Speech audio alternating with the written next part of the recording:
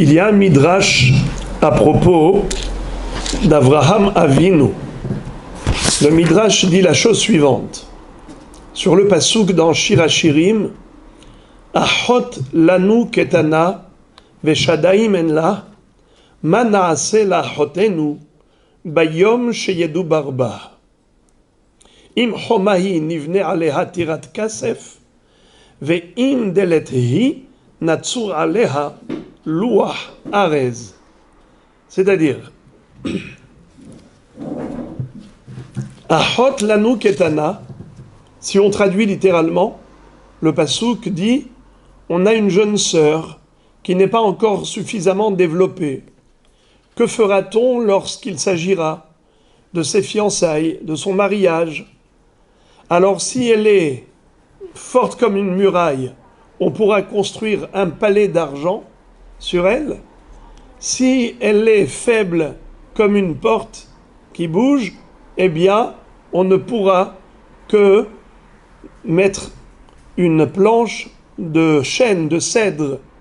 Natsur Alea, on va dessiner Loach Arez. Voilà la traduction.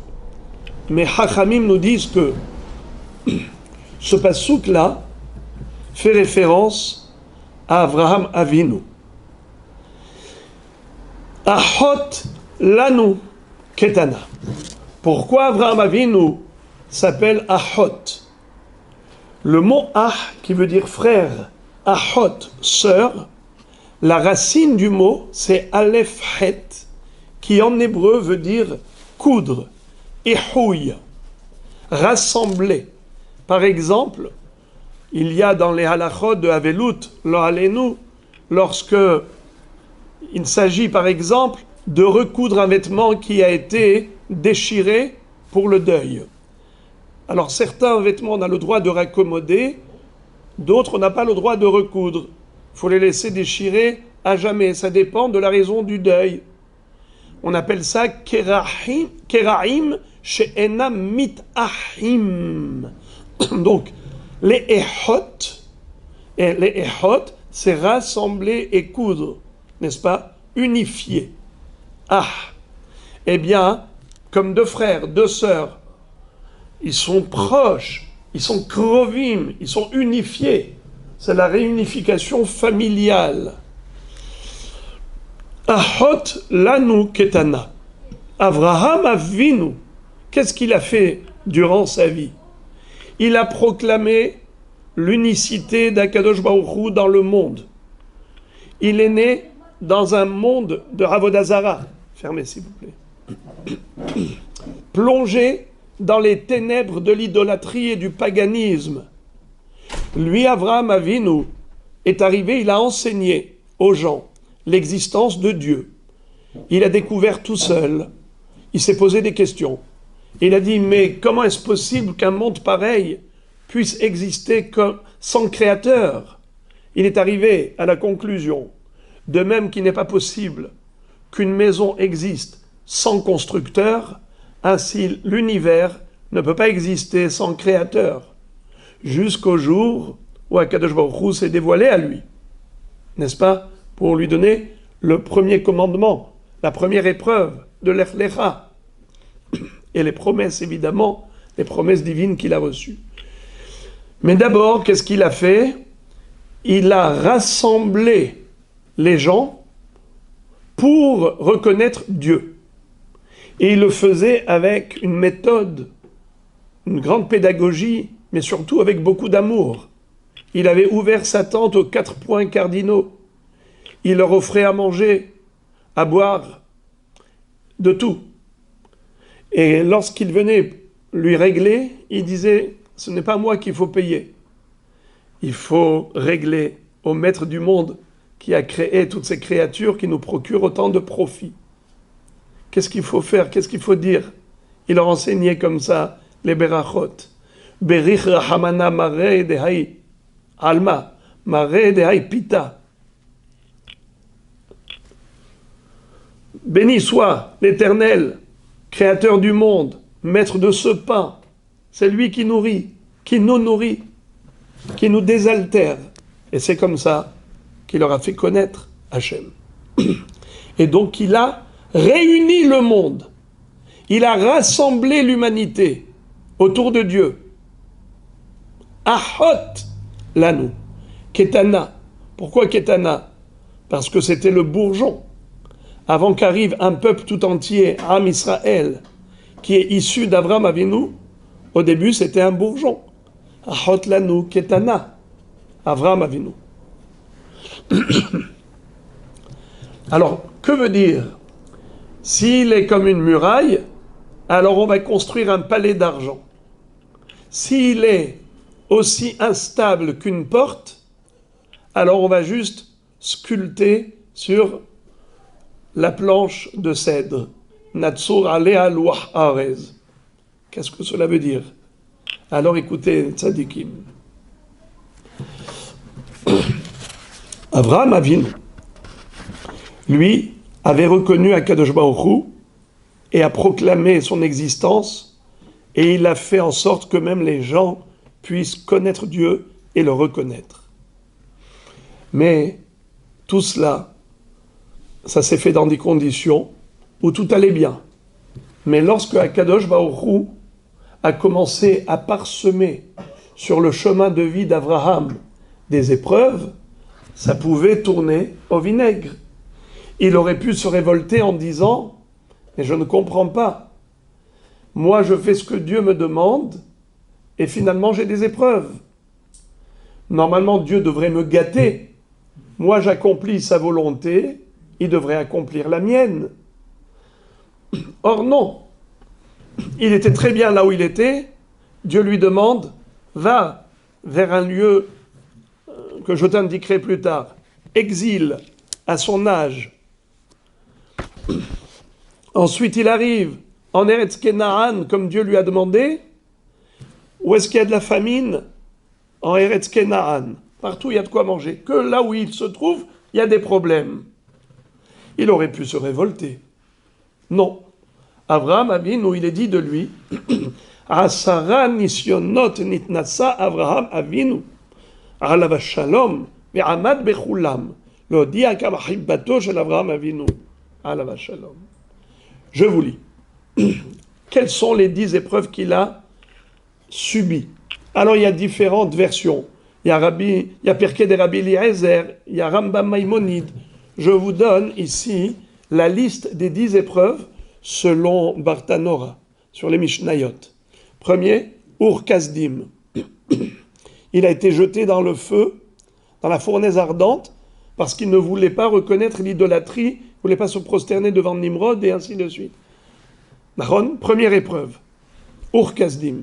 Shishlicho Nimrod lekivshan naesh. Deuxième, Sheni, Lech lecha me'artzecha. Dieu lui dit, vas-y, quitte ton pays, ta ville natale, ta famille. Shelishi, vayira'av ba'aretz. Il arrive en Eretz Kenaan, c'est la famine. Il est obligé de se déplacer à nouveau en Égypte. Revi'i, vatukara isha bet paro. Quatrième épreuve, on lui a pris son épouse. Paro qui veut prendre Sarah pour l'épouser. Parce qu'elle avait dit que c'était son frère.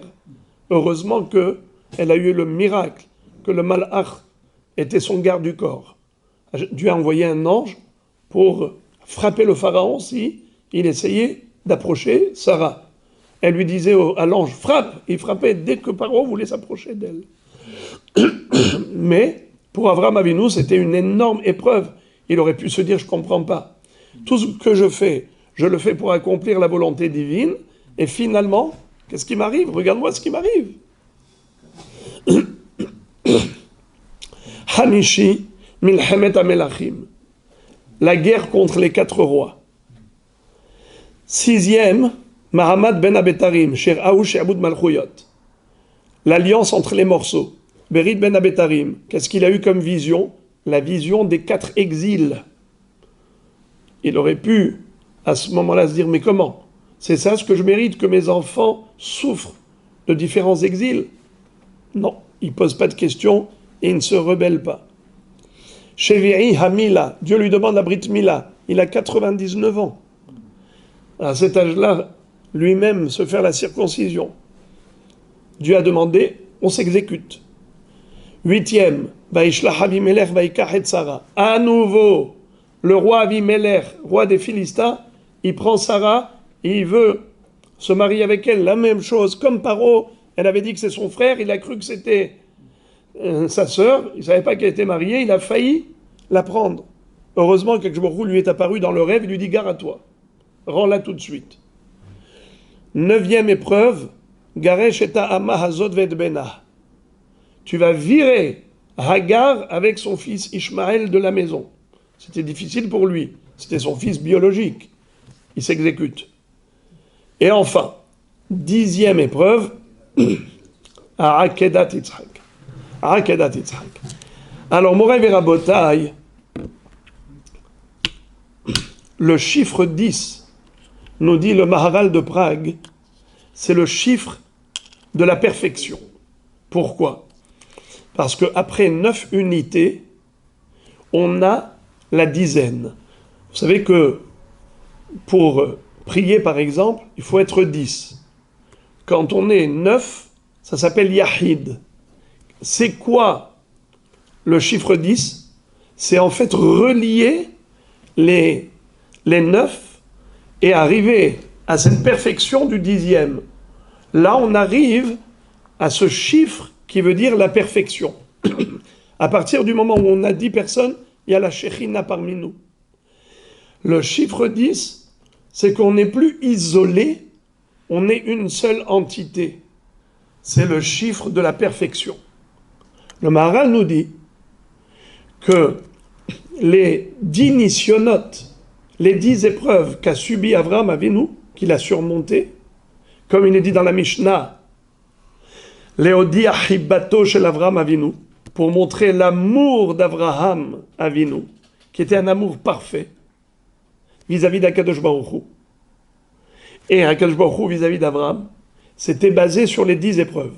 Et à quoi correspondent ces 10 épreuves ? Aux 10 paroles créatrices au moment de la création du monde.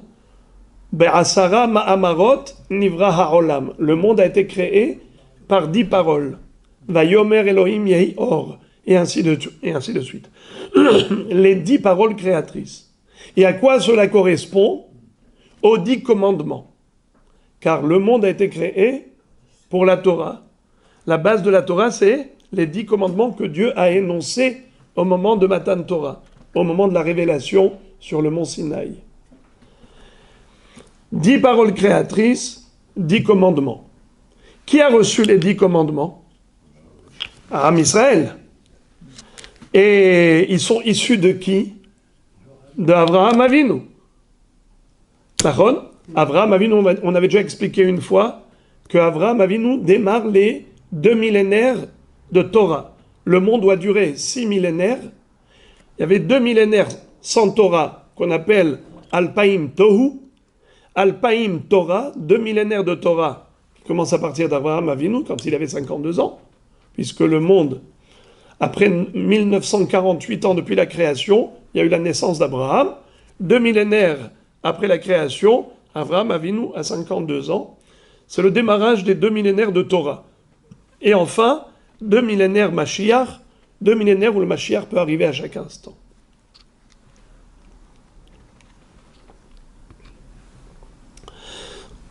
Quel est le rapport entre ces 10 épreuves, les 10 paroles créatrices et les 10 commandements ? On va expliquer. On a dit tout à l'heure que ce qui fait l'éternité du monde, c'est la Torah. La Torah est le secret de la pérennité de l'existence, car le monde a été créé pour la Torah. Qui va recevoir la Torah ? Am Israël. Il va recevoir les 10 commandements. Mais grâce à qui ? Grâce à la base de la Torah, c'est la Emouna de Avraham Avinu. Et Avraham Avinu a fait preuve de Emouna, Tashuri Merosh Amana, Rosh Aminim, le premier des croyants, des monothéistes.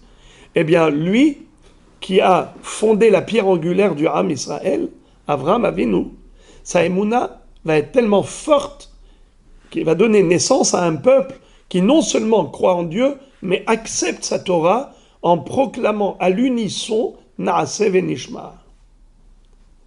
C'est ça ce qui va donner au monde sa raison d'être, la Torah. Alors, comment les 10 paroles créatrices vont pouvoir être pérennes, c'est-à-dire la perfection du monde, on va l'obtenir grâce aux 10 commandements, le chiffre 10. Mais qui a fait que il peut y avoir un peuple qui accepte pleinement la Torah sans hésitation? Eh bien, c'est les 10 épreuves qu'a surmonté Avraham Avinu. Et il n'a jamais failli. Maintenant, on va comprendre ce que dit le Midrash. Achot lanu ketana, veshadaim en la, mana asela chotenu, bayom sheyedubar ba. Im chomai nivne alea tirat kasef, ve'im delet hi natsur alea loach arez. Il est dit à Abraham, il a été dit à Abraham, quand Akadosh Baruch Hu lui a donné le dernier Nisayon de la Akedat Yitzhak, il lui a dit, je t'en prie Abraham, tiens bon pour cette épreuve, la 10e, la Akedat Yitzhak, pour pas qu'on dise que les premières épreuves, elles étaient faciles et donc elles n'étaient pas vraiment démonstratives de ton amour pour Dieu. Tu as été capable de surmonter certaines épreuves, mais pas toutes. Tu n'as pas atteint la perfection dans ta soumission à la volonté de Dieu. Eh bien, s'il te plaît, Abraham, tiens bon, encore une, encore. Pour ça qu'il lui a dit, Kahna et mincha et yehidecha asher ahavta. Il lui a pas dit kah, une ordonnance. Kahna, s'il te plaît, bevakasha. Amodli benisayonze, shelo yomu. Tiens bon dans cette épreuve, qu'on ne dise pas que les premières épreuves c'était facile pour toi, elles étaient légères. Alors là, Im Homahi nivne alea tirat kasef, Achot lanu ketana, c'est Avraham Avinu qui a été me'ahé le monde, qui a rassemblé le monde autour de Dieu. Et ensuite, il a dû surmonter des épreuves. Jusqu'où va la émouna d'Avraham Avinu envers Dieu? Jusqu'où est sa conviction? Est-ce qu'il est capable, même lorsque Akadosh Baruch Hu le met à l'épreuve 1 fois, 2 fois, 10 fois, il est capable de tenir bon? Im Homai, s'il est aussi fort qu'une muraille c'est stable, ça ne bouge pas. Nivne alea tirat kasef, on va construire un palais d'argent. C'est le Ham Israël qui est le peuple, qui est Kesef, qui est Kosef. C'est pourquoi l'argent s'appelle Kesef? Hakol Kosfim Elav. Tout le monde en veut. Kosef. Nirsefa vegam kaleta nafshi. Lorsqu'une envie est profonde, ardente, on appelle ça Nirsefa. Tirat Kasef. Ham Israël, ce sont ceux qui veulent de Dieu. On leur a proposé la Torah. Oui, Naaseh, Venishma, on est prêt à tout faire. Dieu, donne-nous ta Torah. On est prêt à tout pour toi. Nivne alea tirat kasef. Mais quand est-ce que Avraham Avinu méritera qu'on construise sur lui ce palais d'argent, c'est-à-dire faire sortir de lui le Ham Israël, qui acceptera les 10 commandements, sans hésiter, que si lui, il est comme une muraille, que depuis la première épreuve jusqu'à la 10e, infaillible, il est resté stable, comme une muraille. Alors là, nivne alea tirat kasef. Veim deleti. C'est quoi delet? Une delette, c'est pas comme une muraille. Ça peut être fermé, mais tu forces un peu et tu ouvres la porte finalement. S'il est comme une porte, c'est-à-dire 9 fois tu as essayé de forcer, ça ne s'ouvre pas. À la 10e, ça y est, la porte a cédé, la porte elle a lâché. Deleti. Alors là, Natsur alea loach arez. C'est comme le bois. Le bois est rongé par les mythes. C'est pas comme la pierre, c'est pas comme une muraille qui reste stable définitivement. C'est du bois à un moment donné. Le bois, ça travaille, ça se ronge, ça s'effrite. Eh bien, on ne pourra pas construire le Ham Israël sur cette pierre angulaire si Abraham Avinu lui-même n'avait pas surmonté les 10 épreuves. Étant donné qu'il a atteint la perfection, le chiffre 10, avec une résistance, avec une force infaillible, une conviction de Emouna dans toutes les circonstances.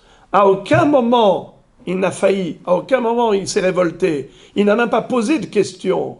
Dieu lui dit un jour, Yitzhak sera le début de ta descendance. Un jour il lui dit, prends-le comme holocauste. Il aurait pu dire à Dieu, mais comment alors il va être ma descendance? Mais Dieu, tu te contredis? Pose pas de questions, Abraham. Dieu a dit, je m'exécute.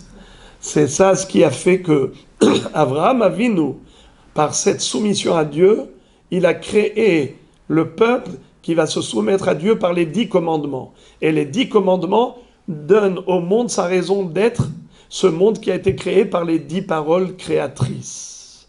Donc voilà comment Hachamim nous explique, le Maharal de Prague nous explique le lien entre les Aseret Adiberot, avec les Asara Ma'amarot, avec les Asara Nisyonot.